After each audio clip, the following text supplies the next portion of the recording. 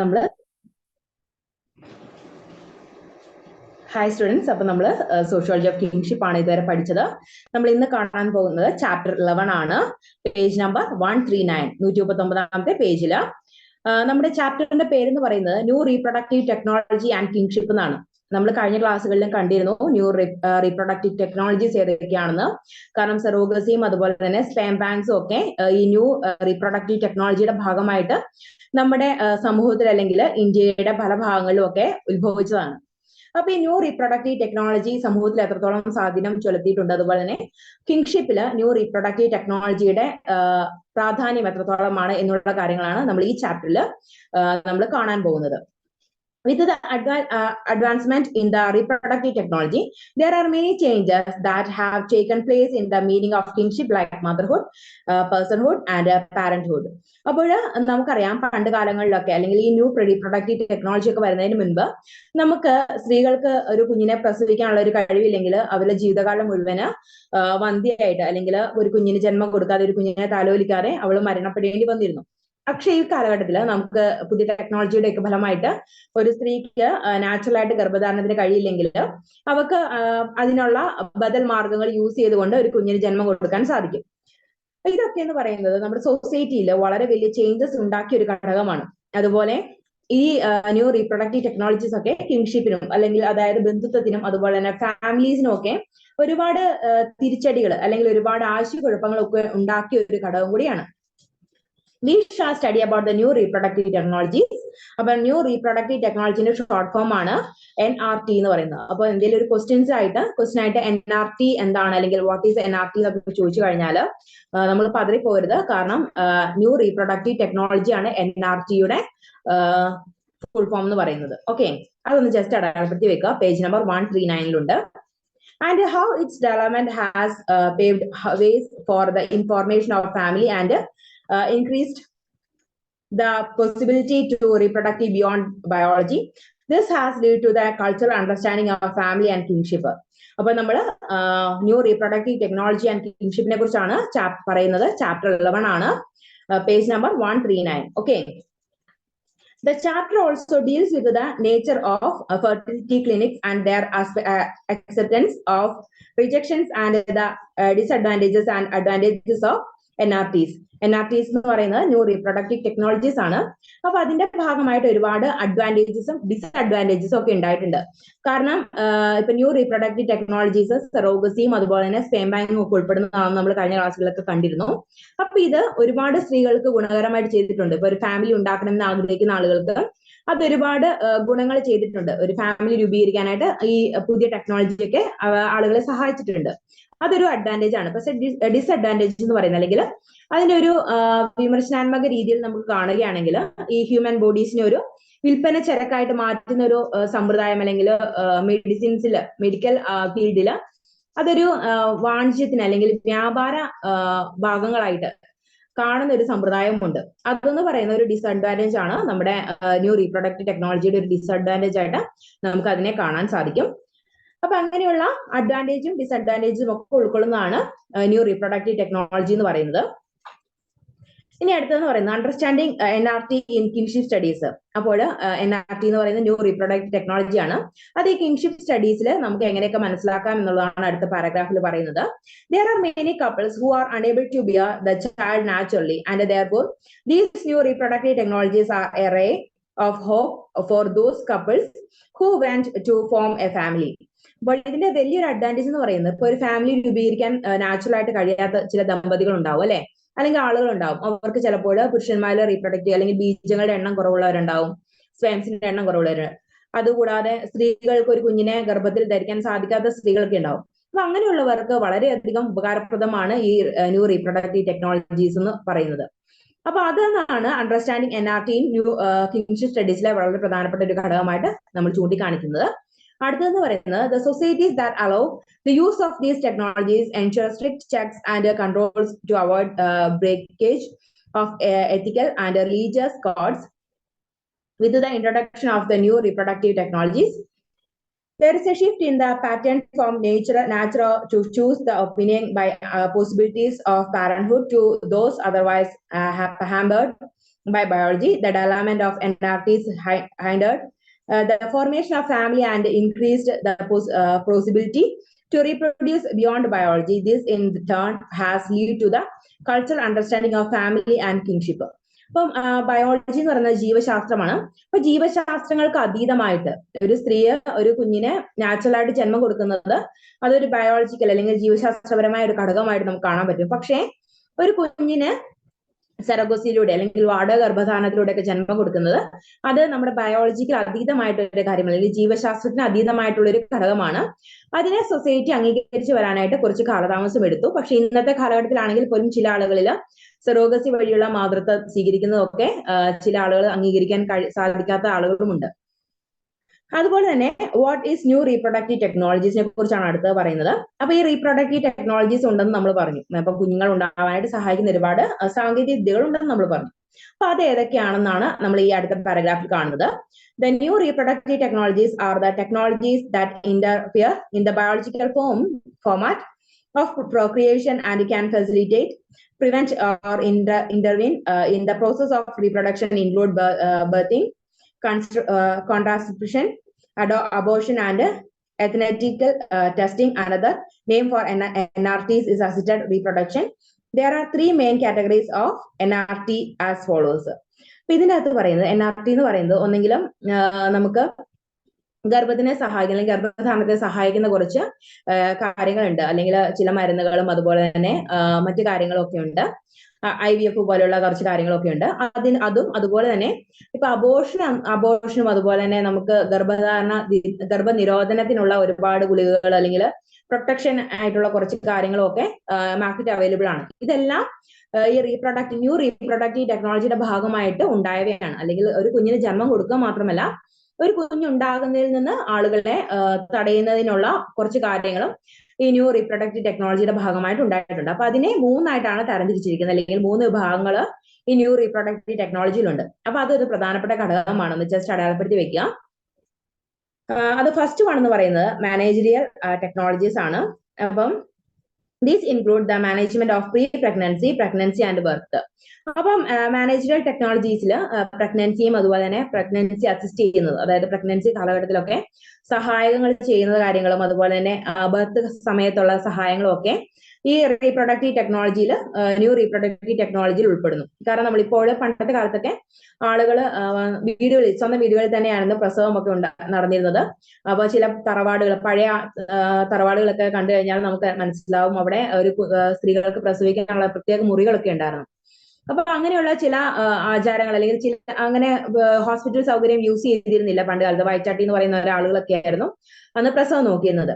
അതിൽ നിന്ന് ഇപ്പൊ ഒരുപാട് ടെക്നിക്കലായിട്ട് നമ്മുടെ പ്രസവവും അതുപോലെയുള്ള കാര്യങ്ങളും ഗർഭസമയത്തെ തുടർച്ചയായിട്ടുള്ള ടെസ്റ്റും അതുപോലെ തന്നെ നമ്മൾ ആശുപത്രിയിൽ പോയി ചെക്കൊക്കെ ചെയ്യും അല്ലെ. അപ്പൊ അങ്ങനെയുള്ള കാര്യങ്ങൾക്ക് ഒരുപാട് ഡിഫറൻസ് വന്നിട്ടുണ്ട്, ഒരുപാട് ചേഞ്ചസ് വന്നിട്ടുണ്ട്. അപ്പൊ അതെല്ലാം ഈ ന്യൂ റീപ്രൊഡക്റ്റീവ് ടെക്നോളജിയുടെ ഭാഗമായിട്ടാണ്. ഇപ്പൊ ഒരാളും ആശുപത്രി അല്ലാതെ പ്രസവിക്കുന്നില്ല. ഭൂരിഭാഗം പ്രസവങ്ങൾ നടത്തുന്ന ആശുപത്രിയിലാണ്. ഇനി ബൈ ചാൻസ് ഏതെങ്കിലും ഒക്കെയാണ് നമുക്ക് ആശുപത്രി അല്ലാതെ പ്രസവിക്കുന്നത്. അപ്പം എല്ലാ പ്രസവങ്ങളും തന്നെ ആശുപത്രി ബേസ്ഡ് ആണ്. അപ്പൊ അതൊക്കെയാണ് മാനേജറിയൽ ടെക്നോളജീസ് ഉൾപ്പെടുന്നത്. രണ്ടാമത്തേന്ന് പറയുന്നത് കോൺട്രാസെപ്റ്റീവ് ടെക്നോളജീസ് ആണ്, അതായത് ഗർഭനിരോധന മാർഗങ്ങൾ അല്ലെങ്കിൽ ഗർഭനിരോധനത്തിനുള്ള സാങ്കേതികതകളാണ്. അതും ഈ ന്യൂ റീപ്രൊഡക്റ്റീവ് ടെക്നോളജിയുടെ ഒരു ഭാഗമാണ്. അതാണ് പാർട്ട് ബിയിൽ പറയുന്നത്. These include the non-interventionist like diaphragm. Diaphragm എന്ന് പറയുന്ന ഒരു ഗർഭനിരോധന മാർഗമാണ് കേട്ടോ, അല്ലെങ്കിൽ ഒരു ഗർഭനിരോധനമായിട്ടുള്ള ഒരു ഉപകരണമാണ്. ഓർ കോണ്ടത്തെ കുറിച്ച് നമുക്ക് അറിയായിരിക്കും, അതൊരു ഗർഭനിരോധന ഉപകരണമാണ് അല്ലെങ്കിൽ ഒരു ഗർഭനിരോധന മാർഗമാണ്. Or involve the use of hormones suppressants എന്ന് പറയുന്നത്, പിന്നെ intra uterine device and sterilisation എന്ന് പറയുന്നത് വന്ധീകരണമാണ്. അപ്പൊ ഈ വന്ധീകരണവും അതുപോലെ തന്നെ കോണ്ടംസും ഡയഫ്രവും ഒക്കെ നമ്മുടെ ഗർഭനിരോധനത്തിനെ സഹായിക്കുന്ന ചില ഘടകങ്ങളാണ്. അപ്പൊ അതൊക്കെ ഈ ഗർഭനിരോധനവും നമ്മുടെ ന്യൂ റീപ്രൊഡക്റ്റീവ് ടെക്നോളജിയുടെ ഭാഗമായിട്ട് ഉരുത്തിരിഞ്ഞു വന്നതാണ്. പണ്ട് കാലഘട്ടത്തിലൊക്കെ നമുക്കൊരു കുഞ്ഞിനെ വേണമെന്ന് ആഗ്രഹിക്കുമ്പോൾ നമുക്ക് ഉണ്ടാകാൻ പാടായിരുന്നു, അതുപോലെ തന്നെ വേണ്ടെന്ന് വെക്കുമ്പോൾ നമുക്ക് ഉണ്ടാകാതെ ഇരിക്കുകയും ചെയ്യില്ല. അപ്പൊ പക്ഷെ ഇന്നത്തെ കാലഘട്ടത്തിൽ നമുക്കൊരു കുഞ്ഞിനെ വേണമെങ്കിൽ നമുക്ക് അതനുസരിച്ചുള്ള ടെക്നോളജി വികസിച്ചിട്ടുണ്ട്. അതുപോലെ തന്നെ ഒരു കുഞ്ഞിനെ വേണ്ട, അല്ലെങ്കിൽ ഒരു കുഞ്ഞ് കുറച്ച് കഴിഞ്ഞ് മതി എന്നൊക്കെ ഉള്ള ചിന്ത ഉണ്ടെങ്കിൽ അതിനെ സപ്പോർട്ട് ചെയ്യുന്ന ഗർഭനിരോധന മാർഗങ്ങളും ഇന്നത്തെ സമൂഹത്തിലുണ്ട്. അപ്പൊ ഈ ഗർഭനിരോധനവും നിരോധന മാർഗങ്ങളും ഈ ന്യൂ റീപ്രൊഡക്റ്റീവ് ടെക്നോളജിയുടെ ഭാഗമാണെന്നുള്ളത് പ്രത്യേകം ഓർത്ത് വെക്കുക. കഴിഞ്ഞ ക്ലാസ്സുകളിലൊക്കെ നമ്മൾ കണ്ടത് ന്യൂ റീപ്രൊഡക്റ്റീവ് ടെക്നോളജിയുടെ ഭാഗമായിട്ട് സെറോഗസിയും അതുപോലെ തന്നെ സ്പേം ബാങ്കും, അതായത് കുഞ്ഞുങ്ങളെ ഉൽപ്പാദിപ്പിക്കാൻ അല്ലെങ്കിൽ പുനരുൽപാദനത്തിനെ സഹായിക്കുന്ന ഘടകങ്ങൾ മാത്രമാണ് കഴിഞ്ഞ ക്ലാസ്സിൽ കണ്ടത്. അപ്പൊ ഈ ഗർഭനിരോധന മാർഗങ്ങളും ഈ ന്യൂ റീപ്രൊഡക്റ്റീവ് ടെക്നോളജിയുടെ ഭാഗമാണെന്നുള്ളത് ഒന്ന് ഓർത്ത് വെക്കുക, അടയാളപ്പെടുത്തി വെക്കുക. ഇനി അടുത്തതെന്ന് പറയുന്നത് സി ആണ്. മൂന്നാമത്തെ മാർഗം എന്ന് പറയുന്നത് കൺസെപ്റ്റീവ് ടെക്നോളജീസ് ആണ്. These include artificial insemination, surrogacy, fertility drugs, embryo donation and in vitro fertilization. അപ്പൊ ഇതെന്ന് പറയുന്നത് മൂന്നാമത്തെ ഘടകം എന്ന് പറയുന്നത് ഈ ന്യൂ റീപ്രൊഡക്റ്റീവ് ടെക്നോളജിയുടെ മൂന്നാമത്തെ ഘടകം ഈ കുഞ്ഞുങ്ങൾ ഉണ്ടാകാൻ സാധ്യതയില്ലാത്തവർക്ക് അല്ലെങ്കിൽ കുഞ്ഞുങ്ങൾ ഉണ്ടാകാൻ പ്രയാസപ്പെടുന്നവർക്ക് വേണ്ടിയിട്ടുള്ള സാങ്കേതിക വിദ്യകളാണ്. അതിൽ IVF ചെയ്തു എന്നൊക്കെ നമ്മൾ കേട്ടിട്ടുണ്ടാവും. IVFന്റെ ഫുൾ ഫോം എന്ന് പറയുന്നത് ഇൻ വിട്രോ ഫെർട്ടിലൈസേഷൻ ആണ്. ഒരു അണ്ടം ഒരു സ്ത്രീയിൽ നിന്ന് പുറത്തെടുത്ത് അതിൽ ബീജത്തെ കടത്തിവിട്ട് അത് പിന്നീട് സ്ത്രീയുടെ ഗർഭപാത്രത്തിൽ നിക്ഷേപിക്കുന്ന ചില ഒരു ഘടകമാണ് അല്ലെങ്കിൽ ഒരു സാങ്കേതികതയാണ് IVF എന്ന് പറയുന്നത്. ഇപ്പൊ സ്വാഭാവികമായിട്ട് ഗർഭധാരണം സാധ്യമാകാത്തവർക്ക് ഇത്തരത്തിലുള്ള IVF വഴി ഗർഭധാരണം നടത്താൻ സാധിക്കും. അതുപോലെ തന്നെ ഫെർട്ടിലിറ്റി ഡ്രഗ്സ്, ഫെർട്ടിലിറ്റി ഉണ്ടാകാനായിട്ട് അല്ലെങ്കിൽ ഫെർട്ടിലിറ്റി കൂടാനായിട്ടുള്ള മരുന്നുകളും കാര്യങ്ങളൊക്കെ ഉണ്ട്. അത് പ്രൊവൈഡ് ചെയ്യുന്നതും കൺസെപ്റ്റീവ് ടെക്നോളജിയുടെ ഭാഗമായിട്ടാണ്. അതുപോലെ തന്നെ മറ്റുള്ളതാണ് ആർട്ടിഫിഷ്യൽ ഇൻസെമിനേഷനും സെറോഗസിയും ഒക്കെ ഇതിൽ ഉൾപ്പെടുന്നതാണ്. സെറോഗസി എന്ന് പറയുന്നത് വാടക ഗർഭധാരണമാണ്. അപ്പൊ ഇതെല്ലാം ഇതിൽ ഉൾപ്പെടുന്നതാണ്. അപ്പൊ ഇത്രയും കാര്യങ്ങൾ കുറച്ച് പ്രധാനപ്പെട്ടതാണ്, ജസ്റ്റ് ഒന്ന് അടയാളപ്പെടുത്തി വെക്കുക. ന്യൂ റീപ്രൊഡക്റ്റീവ് ടെക്നോളജിയുടെ ഉൾപ്പെടുന്ന 3 ഘടകങ്ങൾ. In vitro fertilization, the most prominent form of the new technologies in which the eggs are surgically removed from the out of the ovaries of the woman and transferred into the womb of another woman. In the order to create productivity possibilities, the requirements in NRTs are investigation of human, machine, and medical professionals to make reproductive choices available to individuals. അപ്പൊ IVF എന്താണെന്നുള്ളൊരു question ഒക്കെ വന്നു കഴിഞ്ഞാൽ അത് ഒന്ന് ഈ ഒരു paragraph ഒന്ന് not ചെയ്ത് വെക്കാം. ഇതാണ് എഴുതി വെക്കേണ്ടത്. IVF എന്ന് പറയുന്നത് ഒരു സ്ത്രീയിൽ നിന്ന് അണ്ടം എടുത്തിട്ട് പുരുഷന്റെ ബീജവുമായിട്ട് അത് സങ്കലനം ചെയ്ത് അതിനെ കുറച്ച് നാള് ഫെർട്ടിലൈസ് ചെയ്യാൻ വെച്ചിട്ട് അതിനുശേഷം സ്ത്രീയുടെ ഗർഭാശയത്തിലേക്ക് നിക്ഷേപിക്കുന്നതിനെയാണ് നമ്മൾ IVF എന്ന് പറയുന്നത്. അപ്പൊ അതൊന്ന് ജസ്റ്റ് അടയാളപ്പെടുത്തി വെക്കുക. അടുത്തെന്ന് പറയുന്നത് redefining meaning of motherhood and maternity ആണ്. അപ്പൊ മദർഹുഡും മെറ്റേണിറ്റി ലീവ് എന്നൊക്കെ നമ്മൾ കേട്ടിട്ടുണ്ടാവും അല്ലെ, പ്രസവ അവധി. അപ്പോൾ ഇതിനെ കുറിച്ചൊക്കെ ഈ ന്യൂ റീപ്രൊഡക്റ്റീവ് ടെക്നോളജിയുടെ ഭാഗമായിട്ട് ഈ മദർഹുഡും അതുപോലെ തന്നെ മെറ്റേണിറ്റി ഒക്കെ ഒരുപാട് ആശയങ്ങൾക്ക് വിധേയമാകും അല്ലെങ്കിൽ ആശയക്കുഴപ്പങ്ങൾക്ക് വിധേയമാകുകയും ചെയ്തു. അതിനെക്കുറിച്ചാണ് ഇവിടെ പറയുന്നത്. There have been many changes in the way we think about motherhood with the introduction of the new reproductive technologies. The motherhood was seen the culturally and legally established through genetic kinship claims based on the nuclear family structure, but now the reproductive technologies have allowed for a new legitimization of motherhood and has increased the scope of motherhood to include a wide range of possibilities that no longer rest on simple biological claims and the traditional nuclear family model. Therefore, the motherhood is no longer defined only by having birthing rights over the child. പണ്ട് കാലഘട്ടത്തിലൊക്കെ നമ്മൾ നേരത്തെ പറഞ്ഞതാണ്. അപ്പൊ അതിന്റെയൊക്കെ repetition ആണ് ഇവിടെയും പറയുന്നത്. അതായത് സ്ത്രീകള് സ്വന്തം കുഞ്ഞിനെ ഗർഭത്തിൽ ചുമന്ന് പ്രസവിച്ചാൽ മാത്രമേ അവളൊരു അമ്മയാവുള്ളൂ, അല്ലെങ്കിൽ മെറ്റേണിറ്റി ലീവിനോ അല്ലെങ്കിൽ മെറ്റേണിറ്റി ആയിട്ടുള്ള കാര്യങ്ങൾക്ക് അർഹതയുള്ളൂ എന്ന് ഉള്ള ചില ചിന്തകളൊക്കെ ഉണ്ടായിരുന്നു. അങ്ങനെയുള്ള സമയത്ത് ഇങ്ങനെ ഈ സെറോഗസി വഴിയുള്ള അമ്മമാരാകുന്ന സ്ത്രീകൾക്ക് ഇങ്ങനെ പ്രസവ അവധിയോ അല്ലെങ്കിൽ നമ്മുടെ അതിനുള്ള ആനുകൂല്യങ്ങളോ അല്ലെങ്കിൽ അവളെ ആ കുഞ്ഞിന്റെ അമ്മയായിട്ട് പരിഗണിക്കുന്നത് പോലും വളരെ വിരളമായിരുന്നു. അപ്പൊ അതൊക്കെ നമ്മുടെ സൊസൈറ്റിയിൽ വലിയ ചലഞ്ചസ് ഉണ്ടാക്കി. അതിനെതിരെയൊക്കെ ഒരുപാട് ഫെമിനിസ്റ്റുകളും ആളുകളും ഒക്കെ പ്രതികരിക്കുകയും ചെയ്തിട്ടുണ്ട്. ഇനി അടുത്തതെന്ന് പറയുന്നത് shift in the focus of kingship studies ആണ്. അപ്പം ഇത്തരത്തിലുള്ള ഫെമിനിസ്റ്റുകളുടെ ഇടപെടൽ മൂലവും അതുപോലെ തന്നെ ന്യൂ റീപ്രൊഡക്റ്റീവ് ടെക്നോളജിന്റെ വർധനവ് മൂലവും 1-2 ആളുകൾ മാത്രം ചെയ്തുകൊണ്ടിരുന്നതിൽ നിന്ന് ഒരുപാട് ആളുകളിലേക്ക് ഈ ടെക്നോളജീസ് ഒക്കെ വളർന്നു വന്നപ്പോൾ അതിന്റെ ഭാഗമായിട്ട് ഈ കിങ്ഷിപ്പിലും അതുപോലെ തന്നെ ഫാമിലിയുടെ ഒക്കെ ആശയങ്ങളിലും അതുപോലെ തന്നെ കണ്ടന്റിലും ഒക്കെ ഒരുപാട് മാറ്റങ്ങൾ ഉണ്ടായി. അപ്പൊ അതിനെക്കുറിച്ചാണ് ഇവിടെ പറയുന്നത്. The kinship studies took a new turn after the emergence of the cultural approach in the 1970s that stressed on the ever-changing nature of kinship relations. These changes were then furthered by the development in biotechnology-based reproductive procedures. Some new dimensions are added, and kinship is understood different in different cultures. The family is not only defined in biological terms, but it's also defined by the genetic and technology. Technology there is now a compulsion to get married, rather it is taken as an option. With the introduction of the new reproductive technologies, the meanings of the term of motherhood and fatherhood have changed. അപ്പൊ ഇതുപോലെയുള്ള new reproductive ടെക്നോളജിയിൽ കിങ്ഷിപ്പിലും ഫാമിലിയിലും മാറ്റങ്ങൾ കൊണ്ടുവന്നിട്ടുണ്ടെന്ന് നമ്മൾ പറഞ്ഞു അല്ലെ. അപ്പൊ അത് എന്തൊക്കെ തരത്തിലുള്ള മാറ്റങ്ങളാണെന്നാണ് ഇവിടെ പറയുന്നത്.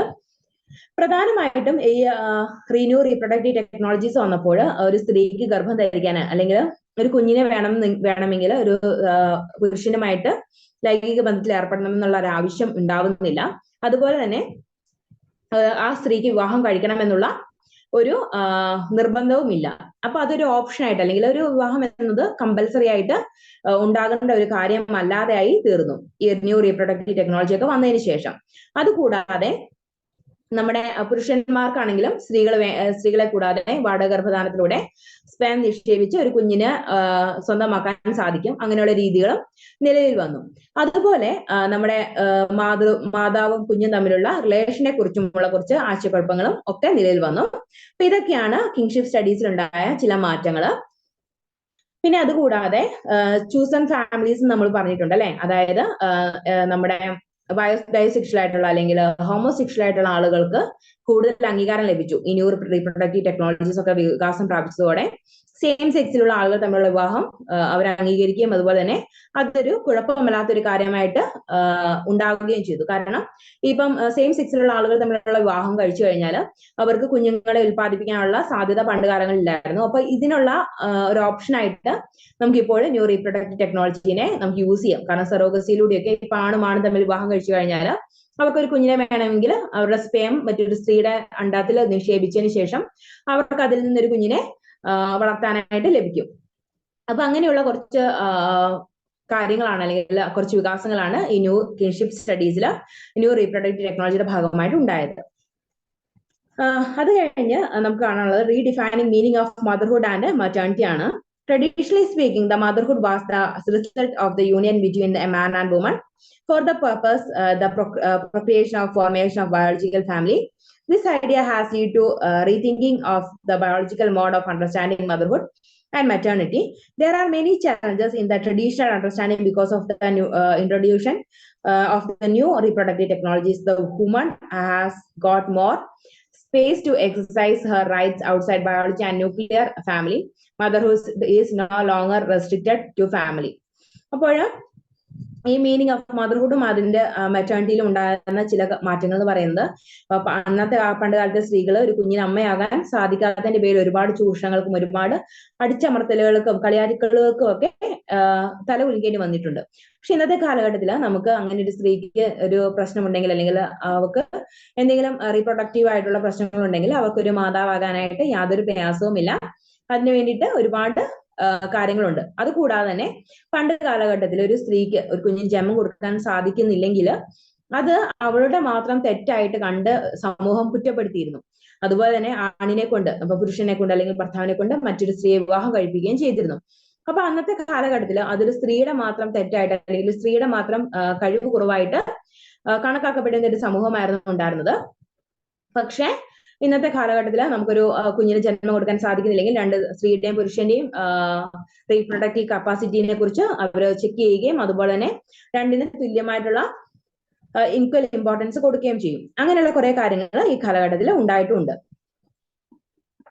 ഇനി understanding kingship through NRT, the case of Israel. അപ്പം ഇസ്രായേലിന്റെ കേസിൽ നമുക്ക് കാണുവാണെങ്കിൽ ഇസ്രായേൽ എന്ന കൺട്രിയിലുള്ള കുറച്ച് കാര്യങ്ങൾ ഇവിടെ പറയുന്നുണ്ട്. അപ്പം നമ്മൾ ഈ മദർഹുഡിനെ കുറിച്ചും അതുപോലെ തന്നെ മെറ്റേണിറ്റിനെ കുറിച്ചും ഒക്കെ പറയുമ്പോൾ പണ്ട് കാലഘട്ടത്തിലൊക്കെ ഒരു സ്ത്രീ ഒരു കുഞ്ഞിന് ജന്മം കൊടുക്കുമ്പോൾ അവള് ബയോളജിക്കലും അതുപോലെ തന്നെ ഫിസിക്കലും ഒക്കെ ആയിട്ട് ഒരു അമ്മയെ മാറുന്നു. പക്ഷെ ഇന്നത്തെ കാലഘട്ടത്തില് സറോഗസിയിലൂടെ ഒരു കുഞ്ഞിന് ജന്മം കൊടുക്കുമ്പോൾ ചില ഐഡന്റിറ്റി ക്രൈസിസ് ഉണ്ടാവുന്നു എന്നുള്ളതാണ് ഒരു വിമർശനാത്മക ചിന്തയായിട്ട് ഇവിടെ ഉരുത്തിരിഞ്ഞു വന്നിട്ടുള്ളത്. കാരണം ആ ഒരു ബയോളജിക്കലായിട്ട് ഒരു സ്ത്രീയുടെ അണ്ടം മറ്റൊരു സ്ത്രീയിൽ നിക്ഷേപിച്ച് അവള് ഗർഭം ധരിച്ച് അവള് ആ കുഞ്ഞിനെ 10 മാസം ചുമന്ന് പ്രസവിക്കുമ്പോൾ ഈ രണ്ടാളുകൾ ബയോളജിക്കൽ അമ്മയും അതുപോലെ തന്നെ അവളെ ടേക്ക് കെയർ ചെയ്യുന്ന ആ കുഞ്ഞിനെ ടേക്ക് കെയർ ചെയ്യുന്ന അവന്റെ ഫിസിക്കൽ ആയിട്ടുള്ള ഒരു അമ്മയും രണ്ടമ്മമാരുണ്ടാവും. അപ്പൊ ഏത് അമ്മയാണ് ആ കുഞ്ഞിന്റെ ശരിക്കുള്ള അമ്മ എന്നുള്ള ചില ക്രൈസിസ് ഒക്കെ ഉണ്ടാവുന്നുണ്ട്. അതുപോലെ തന്നെ ആ കുഞ്ഞിന് രണ്ടമ്മമാരുണ്ടാകാം എന്നുള്ള ചില ചിന്തയും ആ കാലഘട്ടത്തിൽ അല്ലെങ്കിൽ ഈ കാലഘട്ടത്തിൽ അത് മുന്നോട്ട് വെക്കുന്നുണ്ട്. ആ കുഞ്ഞിന് രണ്ടമ്മമാരുടെ സ്നേഹവും കരുതലും ഒക്കെ ലഭിക്കുമെന്നുള്ള ഒരാശയം ഇവിടെയുണ്ട്. ഇനി understand the kingship through NRT and case of Israel. ഇസ്രായേലിലെ ചില പഠനങ്ങൾ, ഇസ്രായേലിൽ ഈ റീപ്രൊഡക്റ്റീവ് ടെക്നോളജിയുടെ ഭാഗമായിട്ടുണ്ടായ മാറ്റങ്ങൾ, അതുപോലെ തന്നെ അവിടുത്തെ ഇൻഫെർട്ടിലിറ്റി ക്ലിനിക്സിന്റെ കാര്യമൊക്കെ പഠനവിധേയമാക്കിയിട്ട് അതിനെക്കുറിച്ച് ഇസ്രായേലിലെ ഫെർട്ടിലിറ്റി ക്ലിനിക്സിനെ കുറിച്ച് സൂസൻ മാർത്ത ഖാൻ കുറച്ച് പഠനങ്ങൾ നടത്തിയിട്ടുണ്ട്. അതിനെക്കുറിച്ചാണ് ഇവിടെ പറയുന്നത്. In her work eggs and wombs the origins of Jewishness, Susan Martha Khan talks about the issue of NRT and how it has led to the reimagining of kinship. The study was done on the fertility clinics in Israel, as the country has more fertility clinics than in other part of the world and has the world's highest per capita rate in the vitro fertilization procedures. In vitro fertilization എന്ന് പറയുന്നത് IVF ആണ് നമ്മൾ പറഞ്ഞു. അപ്പൊ ഇസ്രായേലിനെ നമ്മുടെ Susan Martha പഠനവിധേയമാക്കാൻ കാരണം അവിടെയാണ് ഇൻഫെർട്ടിലിറ്റി ക്ലിനിക്സ് കൂടുതലായിട്ട് ഉള്ളത്. അതുപോലെ തന്നെ അവിടെ ഗർഭധാരണം അല്ലെങ്കിൽ ഇൻഫെർട്ടിലിറ്റി IVF ഒക്കെ ഒരുപാട് നടക്കുന്നുണ്ട്. അപ്പൊ അതിന്റെ അടിസ്ഥാനത്തിൽ സൂസൻ മാർത്ത അവിടെ ഇസ്രായേൽ ആളുകളെ കുറിച്ചും അവരുടെ ഈ ഇൻഫെർട്ടിലിറ്റി ക്ലിനിക്സിനെ കുറിച്ചുള്ള അവരുടെ മനോഭാവത്തെ കുറിച്ചും ഒക്കെ പഠനവിധേയമാക്കിയിട്ടുണ്ട്. അതാണ് ഇവിടെ പറയുന്നത്. The study was done on the fertility clinics in Israel, as the country has more fertility clinics than in the part of the world and has the world's highest per capita rate in vitro fertilization procedures. The procedure was carried out per the respective laws, and after the study of NRTs in Israel, Khan opinioned about how local efforts of the medical community supported government policies and rabbinic beliefs have impact the way in this technology is received and used to incorporate new meaning of kinship. അപ്പം Susan Martha ഇസ്രായേലിലെ infertility ക്ലിനിക്കുകളിനെ കുറിച്ചുള്ള ആളുകളുടെ വീക്ഷണവും അതുപോലെ തന്നെ അവരുടെ political ആയിട്ടുള്ള വീക്ഷണങ്ങളും മതപരമായ വീക്ഷണങ്ങളെ കുറിച്ചൊക്കെ പഠനവിധേയമാക്കിയിട്ടുള്ള കാര്യം ആണ് ഇവിടെ പറയുന്നത്. അപ്പൊ അതിന്റെ അടിസ്ഥാനത്തിൽ അവർ കുറച്ച് നിഗമനങ്ങളിൽ എത്തിയിട്ടുണ്ട്. അതിനെക്കുറിച്ചാണ് ഇവിടെ പറയുന്നത്. In Israel, the nation of maternity അതുപോലെ ഐഡന്റിറ്റി ആൻഡ് നേഷൻ, അതിന്റെ അകത്ത് അവിടെ പറയുന്നത്, in Israel, the nation of maternity remains within the pure view of religious laws, as it did not only defined the belonging in terms of kinship but also one's membership within the religious group and right to citizenship. There is a close link between citizenship and identity and maternity. അതൊന്ന് അടയാളപ്പെടുത്തി വെക്കുക. in Israel തൊട്ട് ആ paragraph maternity വരെ. അപ്പൊ ഇസ്രായേലില് ഈ reproductive technologies ഒക്കെ ഒരുപാട് യൂസ് ചെയ്യുന്നുണ്ട് നമ്മൾ പറഞ്ഞു. പക്ഷെ അവിടെ അതൊരു റീപ്രൊഡക്റ്റീവ് ടെക്നോളജിയിൽ ഉണ്ടാകുന്ന കുഞ്ഞുങ്ങള് അത് അവരുടെ മതപരമായ വിശ്വാസത്തിന്റെയും ഒക്കെ ഭാഗമായി മാറുകയും അതുപോലെ തന്നെ ഒരു മതപരമായ ഒരു കാര്യം അല്ലെങ്കിൽ മതപരമായ മെമ്പർഷിപ്പ്, ഒരു മതത്തില് ആ കുഞ്ഞ് മെമ്പർഷിപ്പ് എടുക്കൂലോ. അപ്പൊ അങ്ങനെയുള്ള കാര്യങ്ങളും ഒക്കെ ആയിട്ട് ഇന്റർലിങ്ക്ഡ് ആണ് ഇസ്രായേലിലെ ഇൻഫെർട്ടിലിറ്റി ക്ലിനിക് എന്ന് പറയുന്നത്. അതുപോലെ തന്നെ അവരൊരു വിശുദ്ധമായ ഒരു സ്ഥലമായിട്ടാണ് ക്ലിനിക്സിനെ കണ്ടത്. അതുപോലെ തന്നെ ഒരുപാട് മതപരമായ ചടങ്ങുകളിലൂടെയും ഒക്കെ ആയിട്ട് ഈ ഇൻഫെർട്ടിലിറ്റി ക്ലിനിക്സിലുള്ള പ്രവർത്തനങ്ങൾ നടന്നിരുന്നത്. അത് മതപരമായിട്ട് അവർ അതിനെ കൂട്ടിച്ചേർത്തിരുന്നു. The clinic is religious as the treatment and procedures are performed under the strict consideration of Jewish law. ഇപ്പൊ Jewish law സ്ട്രിക്റ്റ് ആയിട്ട് കൺസിഡർ ചെയ്യുന്ന ആളുകൾ മാത്രമേ അവിടെ ഫെർട്ടിലിറ്റി ക്ലിനിക്സ് നടത്തിക്കൊണ്ട് പോകാൻ പറ്റുള്ളായിരുന്നു. അതുപോലെ തന്നെ അവരുടെ ന്യൂ റീപ്രൊഡക്റ്റീവ് ടെക്നോളജിയിലൊക്കെ മതപരമായ ജൂയിഷ് മതത്തിന്റെ ഒരുപാട് പ്രവർത്തനങ്ങൾ ഉൾക്കൊള്ളിരുന്നു. കാരണം ഒരു പ്രാർത്ഥനയോടെയും അതുപോലെ തന്നെ ഒരുപാട് മറ്റ് മതപരമായ ചടങ്ങുകളിലൂടെയും ഒക്കെയാണ് ഇവിടെയുള്ള ക്ലിനിക്സിൽ റീപ്രൊഡക്റ്റീവ് ടെക്നോളജീസ് യൂസ് ചെയ്തിരുന്നത്. The Halakha religious law believes that only married couples with the fertility problems can make use of the treatment and is not an option for unmarried women. The reports about the hormonal treatments, blood test, temperature, ultrasound results are well maintained and the norms are strictly followed. അപ്പൊ ഹലാക്ക എന്ന് പറയുന്ന ജൂയിഷിന്റെ ഒരു മതഗ്രന്ഥമാണ്. അപ്പൊ അവരുടെ religious ലോയ്ക്ക് അനുസരിച്ച് വിവാഹം കഴിഞ്ഞ് കുട്ടികൾ ഉണ്ടാകാൻ സാധ്യതയില്ലാത്ത ആളുകൾക്ക് മാത്രമേ റീപ്രൊഡക്റ്റീവ് ടെക്നോളജീസ് യൂസ് ചെയ്യാനുള്ള അനുമതി ലഭിച്ചിരുന്നുള്ളൂ.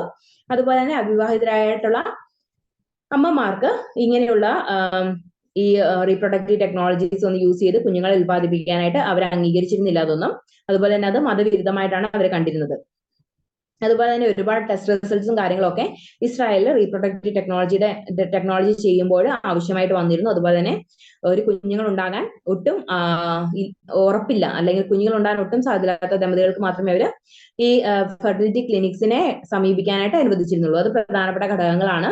ഇപ്പൊ ഇസ്രായേലിലെ നമ്മൾ സൂസൻ മാർത്തയുടെ പഠനങ്ങളെ കുറിച്ച് ചോദിക്കുകയാണെങ്കിൽ, അല്ലെങ്കിൽ ഇസ്രായേലിലെ നമ്മൾ കിങ്ഷിപ്പ് NRTനെ കുറിച്ചൊക്കെ ചോദിക്കുകയാണെങ്കിൽ നമുക്ക് ഇതൊക്കെ എഴുതി വെക്കാൻ സാധിക്കും. ഇനി സോഷ്യോളജിക്കൽ റിലവൻസ് ഓഫ് NRT. അപ്പൊ സാമൂഹികമായ പ്രസക്തി, NRT എന്ന് പറയുന്നത് ന്യൂ റീപ്രൊഡക്റ്റീവ് ടെക്നോളജി ആണ് നമ്മൾ പറഞ്ഞു. അപ്പൊ ആ ന്യൂ റീപ്രൊഡക്റ്റീവ് ടെക്നോളജിയുടെ സാമൂഹികമായ പ്രസക്തി എന്താണെന്നാണ് നമ്മൾ അടുത്ത് കാണുന്നത്. The advancement in the reproductive technologies has led to the aspirations in couples to establish a biological family that they were compromised because of the problems of infertility and sterility. In regard to this, the feminists have called attention to the wrongful but acceptance binary between male, female, mind, body, culture, nature, reproduction and production. അപ്പൊ ഇതെന്ന് പറയുന്നത് ഒരാണിനെയും പെണ്ണിനെയും സംബന്ധിച്ച് വളരെ പ്രധാനപ്പെട്ടതാണ് reproductive technologies എന്ന് പറയുന്നത്. അപ്പം പണ്ട് കാലഘട്ടത്തിൽ സ്ത്രീകൾ ഒരുപാട് ബ്ലെയിമിന് അല്ലെങ്കിൽ ഒരുപാട് കളിയാക്കലുകൾക്കും അതുപോലെ തന്നെ കുറ്റപ്പെടുത്തലുകൾക്കും കാരണമായിട്ടുണ്ടെന്ന് നമ്മൾ പറഞ്ഞു. അപ്പോൾ അതിൽ നിന്നൊക്കെ ഒരുപാട് മാറ്റങ്ങൾ കൊണ്ടുവന്നത് ഈ ന്യൂ റീപ്രൊഡക്റ്റീവ് ടെക്നോളജീസ് ആണ്. ഇനി ടെക്നോളജി ആൻഡ് പാട്രിയാർക്കി. അപ്പൊ ടെക്നോളജിയൊക്കെ പാട്രിയാർക്കിനെ എത്രത്തോളം സ്വാധീനിക്കുന്നുണ്ട് എന്നുള്ള കാര്യമാണ് ഈ അടുത്തത് പറയുന്നത്. പാട്രിയാർക്കി എന്ന് പറയുന്നത് പുരുഷാധിപത്യ സമൂഹത്തെയാണ് നമ്മൾ ഇതുകൊണ്ട് അർത്ഥമാക്കുന്നത്. അപ്പൊ ജസ്റ്റ് ഒന്ന് അടയാളപ്പെടുത്തി വെക്കുക. പാട്രിയാർക്കി എന്ന് പറയുന്നത് പുരുഷാധിപത്യം അല്ലെങ്കിൽ പുരുഷാധിപത്യ സമൂഹം. പാട്രിയാർക്കിക്കൽ സൊസൈറ്റിനെ കുറിച്ചൊക്കെ നമ്മൾ കേട്ടിട്ടുണ്ടാവും അല്ലെ. അതായത് പുരുഷാധിപത്യ സമൂഹം എന്നാണ് പാട്രിയാർക്കിക്കൽ സൊസൈറ്റിയുടെ അർത്ഥം. അപ്പം പുരുഷനെ പുരുഷനെ ഒരു വലിയ ആളാക്കിയും അല്ലെങ്കിൽ സ്ത്രീകളെ ഒരു താഴ്ന്ന ആളുകളാക്കിയൊക്കെ ചിത്രീകരിക്കാനായിട്ട് ഈ ന്യൂ റീപ്രൊഡക്റ്റീവ് ടെക്നോളജിക്കൊക്കെ സാധിക്കുന്നുണ്ടോ എന്നുള്ള കാര്യങ്ങളാണ് ഇവിടെ പറയുന്നത്.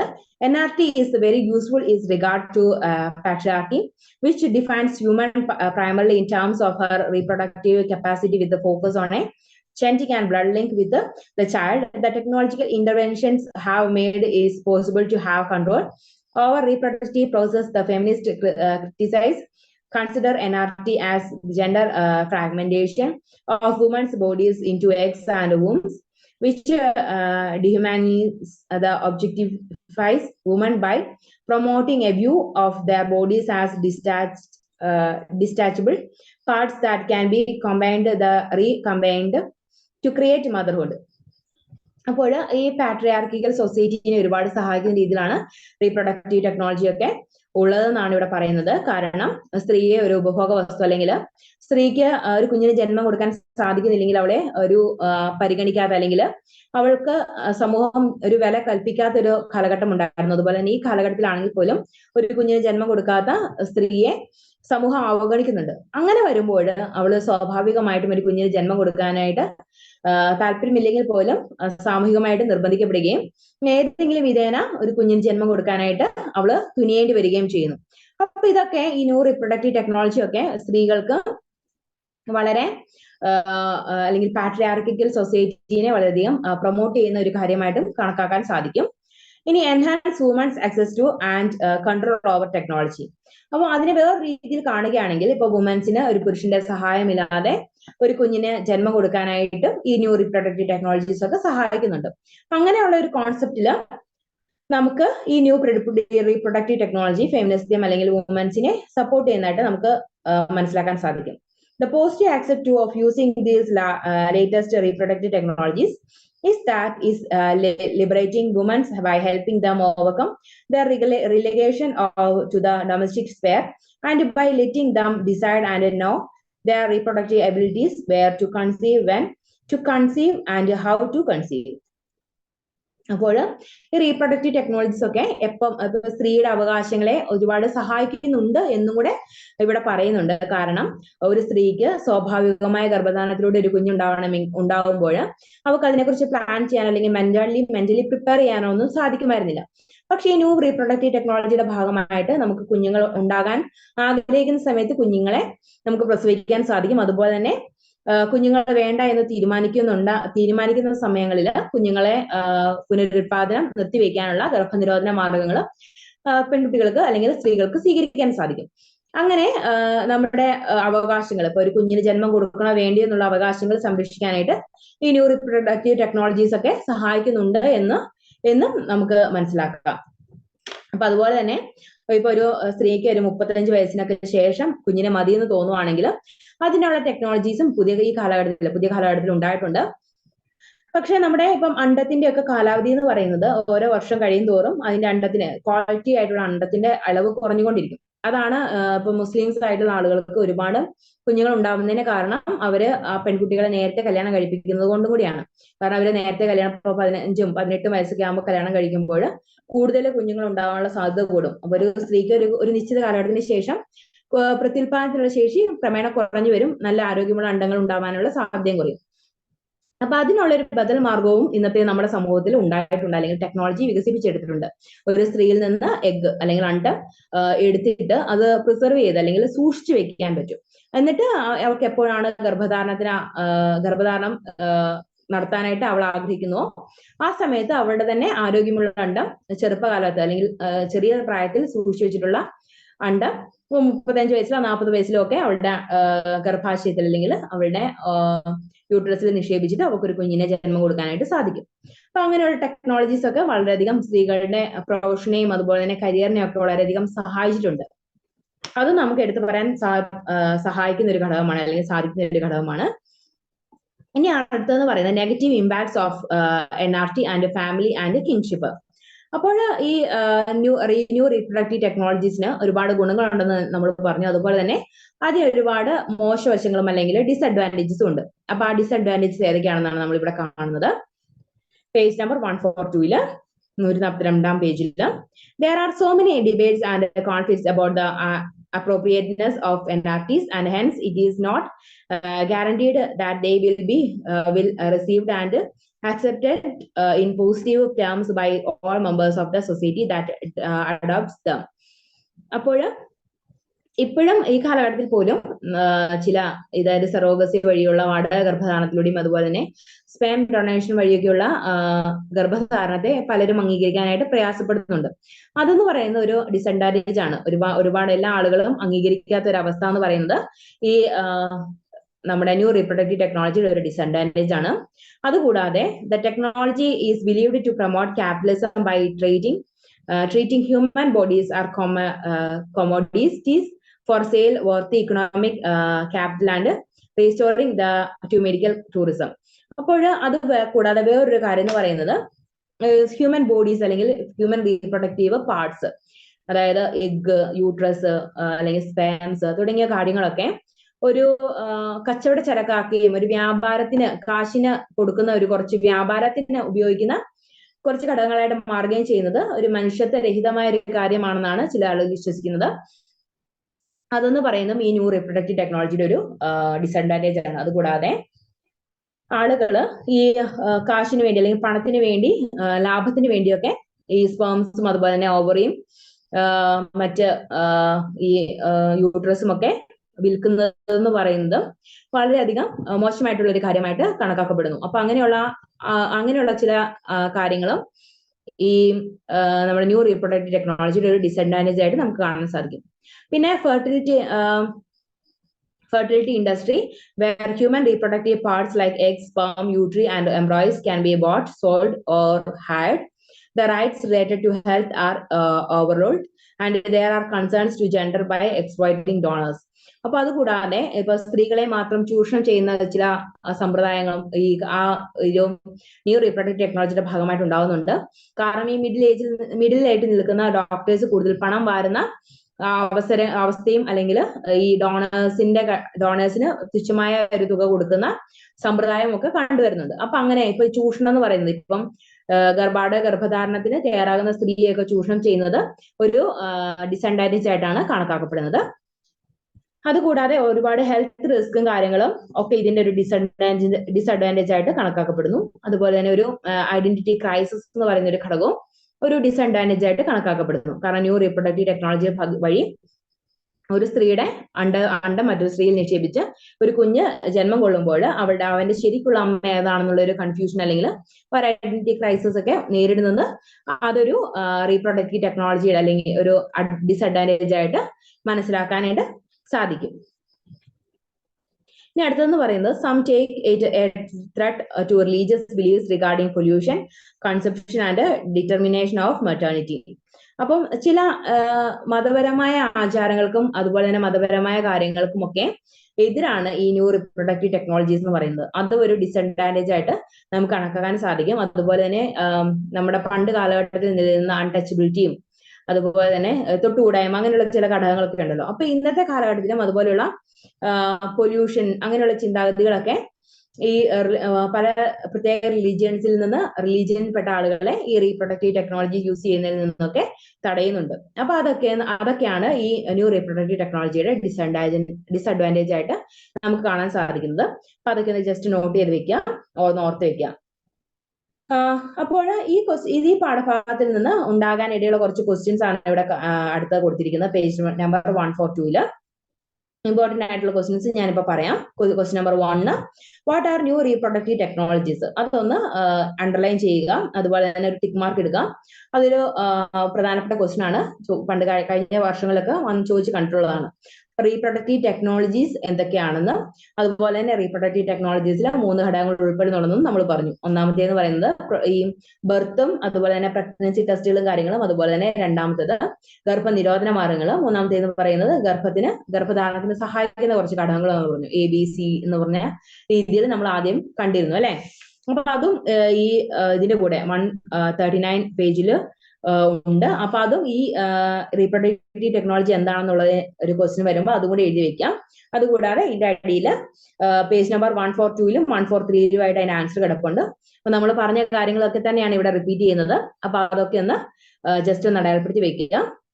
നമ്മൾ റീപ്രൊഡക്റ്റീവ് ടെക്നോളജിനെ കുറിച്ച് കഴിഞ്ഞ ക്ലാസ്സുകളിലെല്ലാം കാണാറ്. അപ്പൊ ഇങ്ങനെ ഒരു ചോദ്യം വരാനായിട്ട് സാധ്യതയുണ്ട്. ഇനി അടുത്ത ക്വസ്റ്റ്യൻ എന്ന് പറയുന്നത് question number 3 discuss how citizenship and identity in closely tied to maternity in Israel. അപ്പൊ ഇസ്രായേലിലെ മെറ്റേണിറ്റിയുടെ രീതികളെ കുറിച്ചും അതിന്റെ മതപരമായ കുറച്ച് സ്വാധീനം കൂടുതൽ ഇസ്രായേലിൽ ഉണ്ട് എന്നുള്ള കാര്യവും നമ്മൾ പറഞ്ഞു. അതുപോലെ തന്നെ ഒരുപാട് ഇൻഫെർട്ടിലിറ്റി ക്ലിനിക്സ് ഉള്ളത് ഇസ്രായേലിലാണെന്ന് നമ്മൾ പറഞ്ഞു. അപ്പൊ അതിനെക്കുറിച്ച് പറഞ്ഞിട്ടുള്ള കാര്യങ്ങളൊക്കെ ജസ്റ്റ് ഓർത്ത് വെക്കാം. അതൊരു ടിക്ക് മാർക്ക് ഇടുക. ഇങ്ങനെ ഒരു ക്വസ്റ്റ്യൻ വന്നു കഴിഞ്ഞാൽ നമുക്ക് എഴുതി വെക്കാൻ സാധിക്കണം. പിന്നെ IVF എന്താണെന്നൊക്കെ നമ്മൾ നേരത്തെ പറഞ്ഞല്ലോ. അപ്പൊ IVF എന്താണെന്നൊക്കെ ഒരു ക്വസ്റ്റ്യൻ വരാൻ സാധ്യത ഉണ്ടെന്ന് നമ്മൾ പറഞ്ഞിരുന്നു. അപ്പൊ അത് എന്താണെന്ന് ഒന്ന് മനസ്സിലാക്കി വെക്കാം. അപ്പൊ നമ്മൾ ഇത്രയും നേരം കണ്ടതിൽ നിന്നാണ് ക്വസ്റ്റ്യൻസ് ഉരുത്തിരിഞ്ഞ് വരിക. അപ്പം ഇത്രയും കണ്ടത് ഒന്ന് ജസ്റ്റ് ഒന്ന് മനസ്സിലാക്കി ഇരുന്നാൽ തന്നെ നമുക്ക് ഈ ഭാഗത്ത് നിന്ന് എന്തെങ്കിലും ഒരു ക്വസ്റ്റ്യൻ വന്നു കഴിഞ്ഞാൽ നമുക്ക് ഉത്തരം എഴുതാൻ കഴിയും. പിന്നെ വേറൊരു ക്വസ്റ്റ്യൻ എന്ന് പറയുന്നത് ഈ ഡിസഡ്വാൻറ്റേജസും അതുപോലെ തന്നെ അഡ്വാൻറ്റേജസും ഈ നമ്മുടെ റീപ്രൊഡക്റ്റീവ് ടെക്നോളജിയുടെ ഡിസഡ്വാൻറ്റേജസും അഡ്വാൻറ്റേജസും ഒന്ന് മനസ്സിലാക്കി വെക്കണം.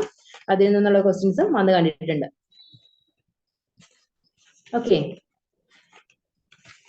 അപ്പോൾ നമ്മൾ ഈ പാഠഭാഗത്തിൽ കണ്ടിട്ടുള്ള കുറച്ച് ക്വസ്റ്റ്യൻസ് ഏതാണെന്ന് വെച്ച് കഴിഞ്ഞാൽ ഈ റീപ്രൊഡക്റ്റീവ് ടെക്നോളജീസ് ഏതൊക്കെയാണെന്ന് ഉള്ളത് കാര്യം പ്രധാനപ്പെട്ടതാണ്. അതുപോലെ തന്നെ discuss how citizenship and identity is closely tied to maternity in Israel. അത് നമ്മൾ പറഞ്ഞു. അത് വളരെ പ്രധാനപ്പെട്ട ഒരു ക്വസ്റ്റ്യൻ ആണ്. അതും പ്രീവിയസ് ഇയർ ക്വസ്റ്റ്യൻ ആയിട്ട് വന്നു കണ്ടിട്ടുള്ളതാണ്.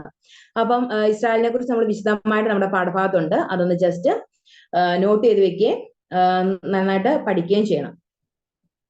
ഇനി അടുത്ത പാഠഭാഗം എന്ന് പറയുന്നത് പോപ്പുലർ കൾച്ചർ ആൻഡ് റീഇമാജിനിങ് കിങ്ഷിപ്പിനെ കുറിച്ചാണ് നമ്മൾ പറയുന്നത്. ഇപ്പൊ കൾച്ചർ എന്താണെന്ന് നമുക്ക് സംസ്കാരം എന്താണെന്ന് നമുക്കറിയാം. നമ്മുടെ ഒരു പ്രത്യേക പ്രദേശത്ത് ഉൾക്കൊള്ളുന്ന ഭാഷയും അവരുടെ ജീവിത രീതികളും എല്ലാം ഉൾക്കൊള്ളുന്ന ഒന്നാണ് സംസ്കാരം എന്ന് പറയുന്നത്. അതുപോലെ തന്നെ പോപ്പുലർ കൾച്ചറും അതുപോലെ തന്നെ നമ്മുടെ കിങ്ഷിപ്പിനെ എത്രത്തോളം സ്വാധീനിക്കുന്നുള്ള കാര്യവും ഇവിടെ പറയുന്നുണ്ട്. This chapter deals with the popular culture is reimagining kingship. We shall study about the changes of institution of kingship has gone through, especially the redefining definition of family and relationship, and how popular culture has been depicting these changes in society. Let us first study about the popular culture and how it has described reimagining of kingship. അപ്പോൾ ഈ popular culture ആണ് നമ്മുടെ കിങ്ഷിപ്പിനെ reimagine ചെയ്യാനായിട്ട് ഒരുപാട് സഹായിച്ചത്.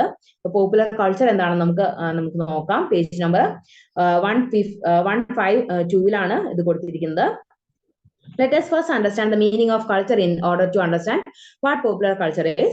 The culture refers to the beliefs, values, language, communication, and practices which an individual may share and learn as members of the society. The process of socialization helps in understanding the culture in a particular society, its language, customs, rituals, practices, belief systems, and so on. അപ്പോൾ culture എന്താണെന്നുള്ള കാര്യമാണ് ഇവിടെ പറയുന്നത്. അതിൻ്റെ അകത്ത് നമ്മുടെ ലാംഗ്വേജും അതുപോലെ തന്നെ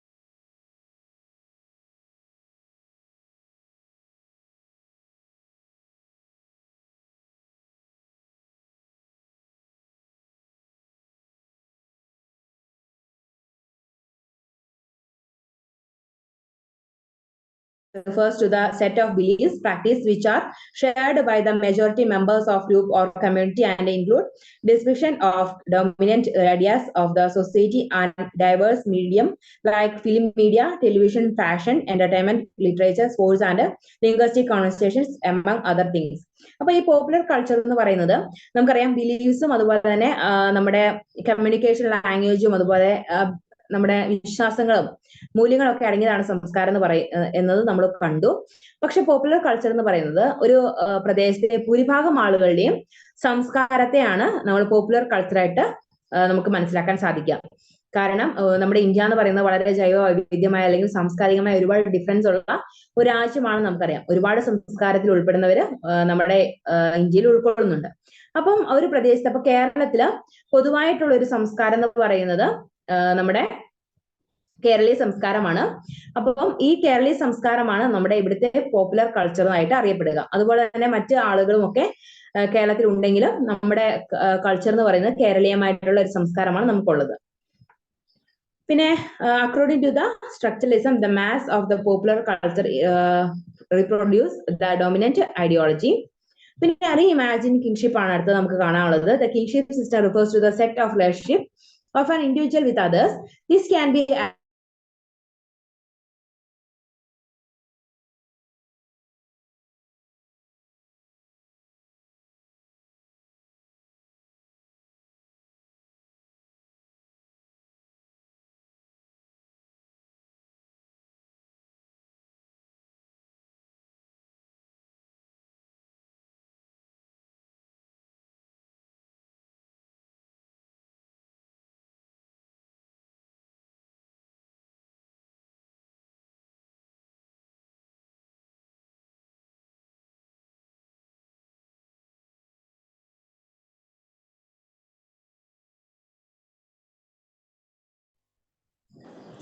രക്തബന്ധം വഴിയാണെങ്കിൽ നമുക്ക്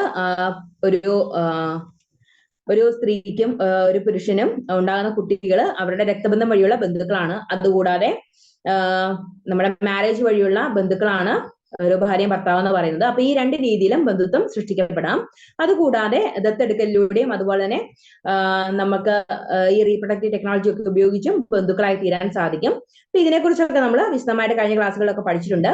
in India the family systems are unique and complex in nature and as diverse as country in culture, demography, region and religion. The various forms of family in India are one or more parent and their children living together as a socio-economic unit which consists a family.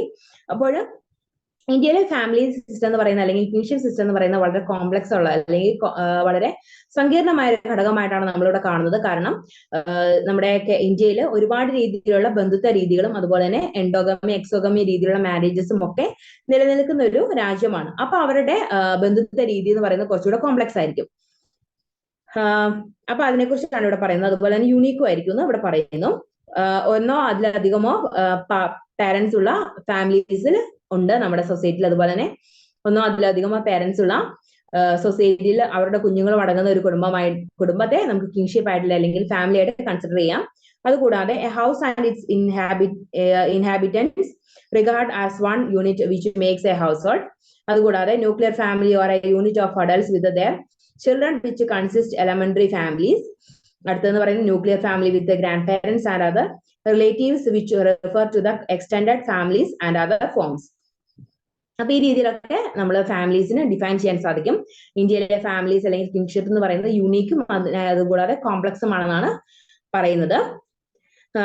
അപ്പൊ അതിനെക്കുറിച്ച് നമ്മൾ just നോക്കുക. അതുപോലെ തന്നെ നമ്മുടെ Indian സൊസൈറ്റിയിൽ പാട്രിലിനിയൽ society ആണ് കൂടുതലായിട്ട് കാണപ്പെടുന്നത് നമ്മൾ പറഞ്ഞു.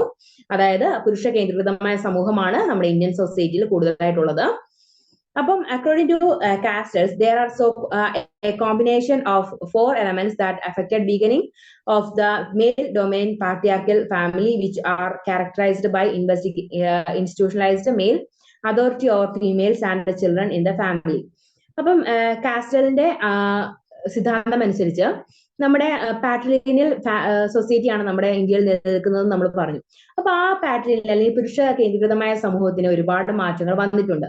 അത് ഈ ന്യൂ റീപ്രൊഡക്റ്റീവ് ടെക്നോളജിയുടെ ഭാഗമായിട്ടും ആഗോളവൽക്കരണത്തിന്റെ ഭാഗമായിട്ടും അർബനൈസേഷന്റെ ഭാഗമായിട്ടും ഒക്കെ, കൂടാതെ കുറച്ച് വിദ്യാഭ്യാസപരമായ വികസനങ്ങളുടെ ഭാഗമായിട്ടൊക്കെ ഒരുപാട് മാറ്റങ്ങൾ വന്നിട്ടുണ്ടെന്നാണ് കാസ്റ്റൽ അഭിപ്രായപ്പെടുന്നത്. അപ്പൊ അതെല്ലാം ഇത്തരത്തിലുള്ള ഒരുപാട് മാറ്റങ്ങൾ മെയിൽ ഡോമിനൻസിനെ അല്ലെങ്കിൽ പുരുഷാധിപത്യത്തെ ഒരുപാട് രീതിയിൽ ദുർബലപ്പെടുത്തി എന്നുള്ള കാര്യവും ഇവിടെ പറയുന്നുണ്ട്. അപ്പൊ അതിനെ കുറച്ച് പോയിന്റ്സ് ആയിട്ടാണ് പേജ് നമ്പർ 153 പരാമർശിച്ചിരിക്കുന്നത്.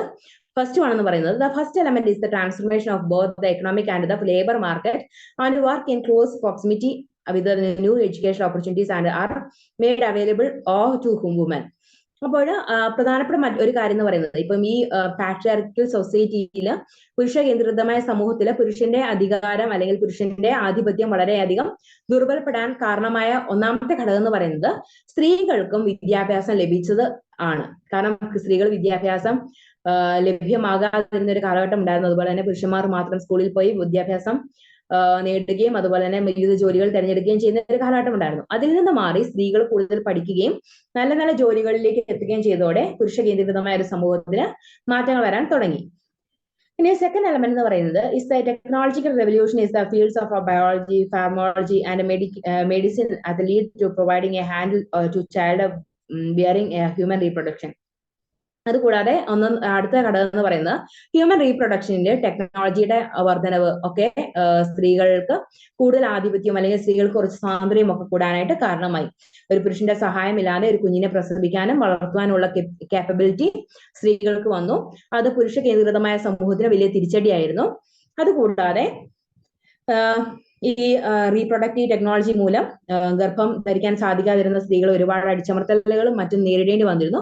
പക്ഷേ ഈ ന്യൂ റീപ്രൊഡക്റ്റീവ് ടെക്നോളജിയുടെ ഭാഗമായിട്ട് അവൾക്ക് ഒരു കുഞ്ഞിനെ പ്രസവിക്കാനും സമൂഹത്തിൽ ഒരു ഉന്നത സ്ഥാനത്തിലേക്ക് അല്ലെങ്കിൽ കളിയാക്കളിൽ നിന്നൊക്കെ രക്ഷപ്പെടാനും ഒക്കെ സാധിച്ചു. അതെന്ന് പറയുന്നത് ഈ പുരുഷാധിപത്യ സമൂഹത്തിന് ഒരു വലിയ തിരിച്ചടിയായി മാറി. പണ്ട് കാലഘട്ടത്തിലൊക്കെ ഒരു സ്ത്രീക്ക് പ്രസവിക്കാൻ കഴിയില്ലെങ്കിൽ മറ്റൊരു സ്ത്രീ വിവാഹം കഴിക്കലായിരുന്നു ഒരു ഓപ്ഷൻ ആയിട്ടുണ്ടായിരുന്നത്. പക്ഷെ ഇന്നത്തെ കാലഘട്ടത്തിൽ അതിന് മാറ്റം വന്നിട്ടുണ്ട്. സ്ത്രീക്ക് മറ്റു മാർഗങ്ങളിലൂടെ ഒരു കുഞ്ഞിനെ പ്രസവിക്കാൻ സാധിക്കും. അടുത്തതെന്ന് പറയുന്നത് third element is the development of feminism and understanding patriarchalism. അപ്പം ഫെമിനിസ്റ്റിന്റെ വർധനവ് എന്ന് പറയുന്നത് ഒരുപാട് സ്ത്രീകളുടെ ഉന്നമനത്തിന് കാരണമായിട്ടുണ്ട്. ഫെമിനിസ്റ്റ് എന്ന് പറയുന്നത് സ്ത്രീകൾക്കും പുരുഷന്മാർക്കും തുല്യത ഉണ്ടാവണമെന്ന് ബാധിക്കുന്ന ഒരു വിഭാഗം ആളുകളെയാണ് ഫെമിനിസ്റ്റുകൾ എന്ന് പറയുന്നത്. ഫെമിനിസ്റ്റുകൾ എന്ന് പറയുന്നത് സ്ത്രീകൾ മാത്രമല്ല, അവിടെ പുരുഷന്മാരായ ഫെമിനിസ്റ്റുകളും ഉണ്ട് കേട്ടോ. ഈ ഫെമിനിസ്റ്റ് എന്ന് പറയുന്ന ഒരു വേർഡ് എന്ന് പറയുമ്പോൾ ഈ ഫീമെയിൽ എന്നതിനെ അടിസ്ഥാനപ്പെടുത്തി അത് സ്ത്രീകൾ മാത്രമാണ് എന്ന് ചിന്തിക്കരുത്. ഫെമിനിസ്റ്റ് എന്ന് പറയുന്നത് പുരുഷന്മാരും സ്ത്രീകളും അടങ്ങുന്ന, സ്ത്രീകൾക്കും പുരുഷന്മാർക്കും തുല്യസ്ഥാനം വേണമെന്ന് ആഗ്രഹിക്കുന്ന വ്യക്തികളെയാണ് ഫെമിനിസ്റ്റുകൾ എന്ന് പറയുന്നത്. ഇനി അടുത്തതെന്ന് പറയുന്നത് fourth element is the rapid dissemination of ideas in globalised culture and interrelated world which helped in facilitating the voice of women being heard more clearly and ലവ്ലി ദാൻ എവർ. അപ്പൊ അതുപോലെ തന്നെ മറ്റൊരു പ്രധാനപ്പെട്ട കാര്യമാണ് ഗ്ലോബലൈസേഷനും അതുപോലെ തന്നെ അർബനൈസേഷനും ഒക്കെ ഒരുപാട് ആശയങ്ങളും അതുപോലെ തന്നെ ചിന്താരീതികളും നമ്മുടെ പഠന രീതികളും ഒക്കെ ഒരു സ്ഥലത്ത് നിന്ന് മറ്റൊരു സ്ഥലത്തിലേക്ക് വളരെ വേഗത്തിൽ വ്യാപകമാകാൻ കാരണമായി. ഇതെല്ലാം സ്ത്രീകളുടെ ഒച്ച വർദ്ധിപ്പിക്കുക അല്ലെങ്കിൽ സ്ത്രീകളുടെ പ്രതിഷേധങ്ങളൊക്കെ വർദ്ധിപ്പിക്കാനും ഒക്കെ കാരണമായ കുറച്ച് കാര്യങ്ങളാണ്. അതുപോലെ തന്നെ ടെക്നോളജിയുടെ ഭാഗമായിട്ടൊക്കെ സ്ത്രീകൾക്ക് ഒരുപാട് മാറ്റങ്ങൾ വന്നിട്ടുണ്ട്. ഇതെല്ലാം സ്ത്രീകളുടെ ഉന്നമനത്തിന് സഹായിക്കുകയും അതുപോലെ തന്നെ പുരുഷാധിപത്യപരമായ സമീപനങ്ങൾക്ക് ഒരു ദുർബലത വരുത്തുകയും ചെയ്തു. ഇനി ഫാമിലി എന്ന് പറയുന്നത് ഒരു സ്ത്രീയും പുരുഷനും, വിവാഹിതരായ ഒരു സ്ത്രീയും പുരുഷനും ജനിക്കുന്ന കുട്ടികൾ അടങ്ങുന്നതാണ് ഒരു ഫാമിലി എന്നാണ് പണ്ട് കാലത്ത് ഒരു ഫാമിലിയെ നിർവചിച്ചിരുന്നത് അല്ലെങ്കിൽ ഒരു കുടുംബത്തെ നിർവചിച്ചിരുന്നത്. പക്ഷേ ഇപ്പൊ ഈ കാലഘട്ടത്തിൽ ഒരു സെയിം സെക്സിലുള്ള രണ്ടു പേർക്ക് അവർക്ക് ജനിക്കുന്ന കുഞ്ഞുങ്ങൾ അടങ്ങുന്നത് ഒരു കുടുംബമായിട്ട് കണക്കാക്കാൻ സാധിക്കും. അതുപോലെ തന്നെ ഒരു സിംഗിൾ മദർ, ഒരു ഭർത്താവില്ലാത്ത അമ്മയ്ക്ക് അല്ലെങ്കിൽ അവിവാഹിതയായ ഒരു അമ്മയും കുഞ്ഞുങ്ങളും അടങ്ങുന്നത് ഒരു കുടുംബത്തെയും നമുക്ക് കുടുംബമായിട്ടൊക്കെ നിർവചിക്കാൻ സാധിക്കും. അപ്പൊ അതിനെക്കുറിച്ചാണ് നമ്മളിവിടെ പറയുന്നത്.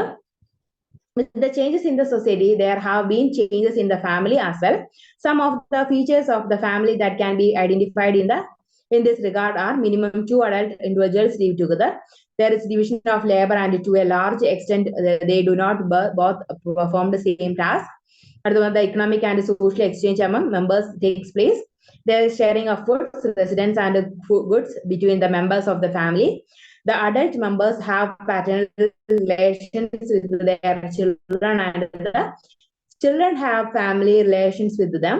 There is some authority of parent over their children along with protection, nutrition and cooperation.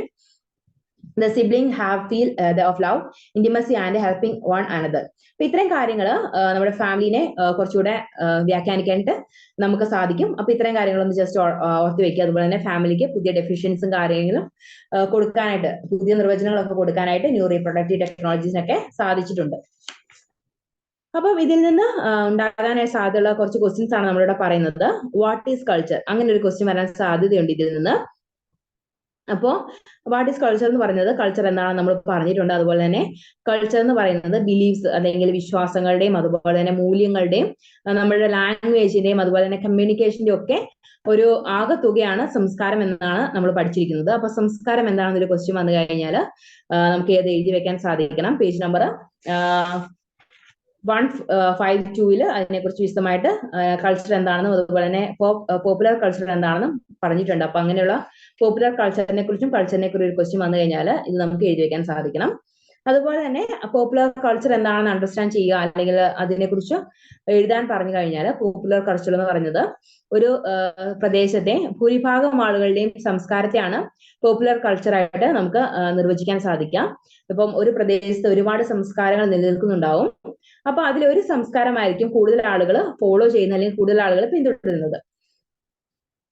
അപ്പൊ അങ്ങനെയുള്ള ഒരു സംസ്കാരം ഉള്ളപ്പോൾ, അങ്ങനെ കൂടുതൽ ആളുകൾ പിന്തുടരുന്ന സംസ്കാരമായിരിക്കും അവിടെ പോപ്പുലർ കൾച്ചറായിട്ട് നമുക്ക് കാണാൻ സാധിക്കുക അല്ലെങ്കിൽ നിർവചിക്കപ്പെടുക.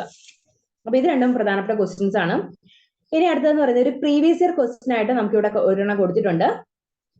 അത് പേജ് നമ്പർ 157 157 പേജില് ഫസ്റ്റ് ക്വസ്റ്റ്യൻ ഇവിടെ കൊടുത്തിരുന്നത് ഒരു പ്രീവിയസ് ഇയർ ക്വസ്റ്റ്യൻ ആണ്. കഴിഞ്ഞ കൊല്ലങ്ങളിലൊക്കെ വന്ന് കണ്ടിട്ടുള്ളതാണ്. What are the changing aspects of the kinship system in India? അപ്പം കിങ്ഷിപ്പ് സിസ്റ്റത്തിന് ഇന്ത്യയിൽ ഉണ്ടായ ചേഞ്ചിങ് ആസ്പെക്ട്സ് എന്താണെന്നുള്ളൊരു ക്വസ്റ്റ്യൻ വന്നിട്ടുണ്ട്. അപ്പം അതിനെ സഹായിക്കുന്ന ചില ഘടകങ്ങളെ കുറിച്ചാണ് നമ്മൾ ഇത്രയും നേരം ക്ലാസ്സിൽ പറഞ്ഞത്. ന്യൂ റീപ്രൊഡക്റ്റീവ് ടെക്നോളജീസും അതുപോലെ തന്നെ ഫെമിനിസ്റ്റുകളുടെ പഠനങ്ങളും ഒക്കെ നമ്മുടെ ഇന്ത്യയിലെ കിങ്ഷിപ്പ് പഠനങ്ങളെ വളരെയധികം സ്വാധീനിക്കുകയും അതിന് ഒരുപാട് മാറ്റങ്ങൾ കൊണ്ടുവരികയും ചെയ്തിട്ടുണ്ട്. അപ്പം അതുകൂടാതെ ഫെമിനിസ്റ്റുകൾ നമ്മുടെ പുരുഷ കേന്ദ്രീകൃതമായ സമീപനങ്ങളാണ് കിങ്ഷിപ്പ് പഠനങ്ങളെ കൂടുതൽ സ്വാധീനിച്ചതെന്നുള്ള ഒരു ആരോപണമൊക്കെ ഉയർത്തിയപ്പോൾ അതിന്റെ ഭാഗമായിട്ട് ഫീമെയിൽസിന്റെ അല്ലെങ്കിൽ സ്ത്രീകളുടെ ആശയങ്ങളൊക്കെ ഉൾപ്പെടുത്തിക്കൊണ്ടുള്ള ഒരു കിങ്ഷിപ്പ് പഠനത്തിന് നമ്മുടെ ആളുകൾ അല്ലെങ്കിൽ സോഷ്യോളജിസ്റ്റുകൾ ആന്ത്രോപോളജിസ്റ്റുകളൊക്കെ തുടക്കം കുറിക്കുകയും അതിന്റെ ഭാഗമായിട്ട് സ്ത്രീകളുടെ ആശയങ്ങളും പുരുഷന്മാരുടെ ആശയങ്ങളും ഉൾക്കൊള്ളിച്ചുകൊണ്ട് സമന്വയിപ്പിച്ചുകൊണ്ട് ഒരു കിങ്ഷിപ്പ് പഠനത്തിന് രൂപം കൊടുക്കുകയും ചെയ്തു. അങ്ങനെയുള്ള ഒരുപാട് കാര്യങ്ങളൊക്കെ ഈ കിങ്ഷിപ്പ് പഠനങ്ങളെയും അതുപോലെ തന്നെ അതിന്റെ പ്രവർത്തനങ്ങളെയൊക്കെ സ്വാധീനിച്ചിട്ടുണ്ട്. അപ്പൊ ഇത് പ്രധാനപ്പെട്ട ഒരു ക്വസ്റ്റ്യൻ ആണ്, ആൻസർ ആണ്. അപ്പൊ പേജ് നമ്പർ 157 ക്വസ്റ്റ്യൻ നമ്പർ 1 ഒന്ന് ടിക്ക് മാർക്ക് ഇടുക, പ്രീവിയസ് ഇയർ ക്വസ്റ്റ്യൻ ഒന്ന് എഴുതി വെക്കുക. അപ്പൊ നമുക്ക് ഈ പാഠഭാഗമൊക്കെ പിന്നീട് എക്സാമിനൊക്കെ വരുമ്പോൾ നമ്മൾ ജസ്റ്റ് ഒന്ന് മറിച്ച് നോക്കുമ്പോൾ ഇത് പ്രീവിയസ് ഇയർ ചോദിച്ചിട്ടുള്ള ക്വസ്റ്റ്യൻ ആണെന്ന് നമുക്ക് മനസ്സിലാവും. അപ്പൊ അതിന് കൂടുതൽ ശ്രദ്ധ കൊടുക്കാൻ നമുക്ക് കഴിയും. അതുകൊണ്ടാണ് ഇങ്ങനെ പ്രീവിയസ് ഇയർ ക്വസ്റ്റ്യൻ എഴുതി വെക്കാനെന്നും ടിക്ക് മാർക്ക് ഇടുന്നൊക്കെ പറയുന്നത്. പിന്നെ ഇതിനകത്ത് മറ്റ് പ്രധാനപ്പെട്ട ഒരു ക്വസ്റ്റ്യൻ എന്ന് പറയുന്നത് what are the merits and demerits of kingship studies, അല്ലെങ്കിൽ കിങ്ഷിപ്പ്, അങ്ങനെയുള്ള ഒരു ക്വസ്റ്റ്യൻ വരാൻ സാധ്യതയുണ്ട്. അപ്പൊ നമ്മൾ റീപ്രൊഡക്റ്റീവ് ടെക്നോളജിയുടെ മെറിറ്റ്സും ഡിമെറിറ്റ്സും ഒക്കെ കണ്ടു. അതുപോലെ തന്നെ കിങ്ഷിപ്പ് സ്റ്റഡിയുടെ മെറിറ്റ്സും ഡിമെറിറ്റ്സും കാര്യങ്ങളൊക്കെ ഒന്ന് പഠിച്ചു വെക്കുക. അപ്പം ഇത്രയുമാണ് നമ്മുടെ കിങ്ഷിപ്പ് എന്ന ഈ പാഠഭാഗത്ത് അല്ലെങ്കിൽ ഈ പുസ്തകത്തിലുള്ളത്. സോഷ്യോളജി ഓഫ് കിങ്ഷിപ്പ് എന്ന ഈ പുസ്തകം നമ്മൾ കംപ്ലീറ്റ് ചെയ്തു. ഇനി ഇതിന്റെ അകത്ത് ഫസ്റ്റ് പേജുകളിൽ നമുക്ക് പ്രീവിയസ് ഇയർ ക്വസ്റ്റ്യൻസ് കൊടുത്തിട്ടുണ്ട്. അപ്പൊ നമ്മൾ ഓരോ പാഠഭാഗവും പഠിപ്പിച്ചു തീർന്നപ്പോൾ ഈ പ്രീവിയസ് ഇയർ ക്വസ്റ്റ്യനും കൂടെ പറഞ്ഞാണ് പോയിക്കൊണ്ടിരുന്നത്. പക്ഷെ ഇതിൽ നിന്ന് കൂടുതൽ ക്വസ്റ്റ്യൻസ് ഉണ്ടാകാൻ സാധ്യതയുണ്ട്. അതുകൊണ്ട് നമ്മൾ ഈ ഒരു ക്വസ്റ്റ്യൻ പേപ്പർ 1, 2, 3 എന്നുള്ള കാര്യം ഒന്ന് ജസ്റ്റ് ഒന്ന് വായിച്ചു നോക്കാം. ഇതിന്റെ എല്ലാ കാര്യങ്ങളും തന്നെ നമ്മൾ ഓരോ പാഠഭാഗവും സംബന്ധിച്ച് പറഞ്ഞു പോയതാണ്. അപ്പൊ ഓരോ ക്വസ്റ്റ്യന്റെ അടിയിൽ അത് ഏത് ചാപ്റ്ററിലാണെന്നുള്ള കാര്യവും വിശദമായിട്ട് എഴുതിയിട്ടുണ്ട്. അപ്പൊ അതും ജസ്റ്റ് നമ്മൾ എക്സാമിന് മുമ്പായിട്ട് ഈ പ്രീവിയസ് ഇയർ ക്വസ്റ്റ്യൻ പേപ്പേഴ്സ് ഒന്ന് റെഫർ ചെയ്യാം. ഓക്കെ, അപ്പൊ ഇത്രയാണ് ഈ കിങ്ഷിപ്പ് സ്റ്റഡീസിനെ കുറിച്ച് നമുക്ക് സോഷ്യോളജി ഓഫ് കിങ്ഷിപ്പ് എന്ന ഈ പാഠഭാഗത്തിൽ നമുക്ക് പഠിക്കാനുള്ളത്. അപ്പം റീപ്രൊഡക്റ്റീവ് ടെക്നോളജിനെ കുറിച്ചും അതുപോലെ തന്നെ കിങ്ഷിപ്പ് സ്റ്റഡീസിലുള്ള മാറ്റങ്ങളെ കുറിച്ചും ഒക്കെ നമ്മൾ കൂടുതൽ ആഴത്തിലുള്ള പഠനങ്ങൾ നടത്തണം. Okay, thank you. നമുക്ക് അടുത്ത ക്ലാസ്സിൽ പുതിയൊരു സബ്ജക്റ്റ് തുടങ്ങി വയ്ക്കാം. എന്തെങ്കിലും ഡൗട്ട്സും കാര്യങ്ങളൊക്കെ ഉണ്ടെങ്കിൽ ചോദിക്കാം കേട്ടോ. കാരണം ഇത്രയും പറഞ്ഞ ഈ സോഷ്യോളജി ഓഫ് കിങ്ഷിപ്പ് എന്ന് പറഞ്ഞ ഈ ഒരു പാഠഭാഗത്തിൽ നിന്ന് എന്തെങ്കിലും ഒരു ഡൗട്ടോ കാര്യങ്ങളോ ഉണ്ടെങ്കിൽ ചോദിക്കാം.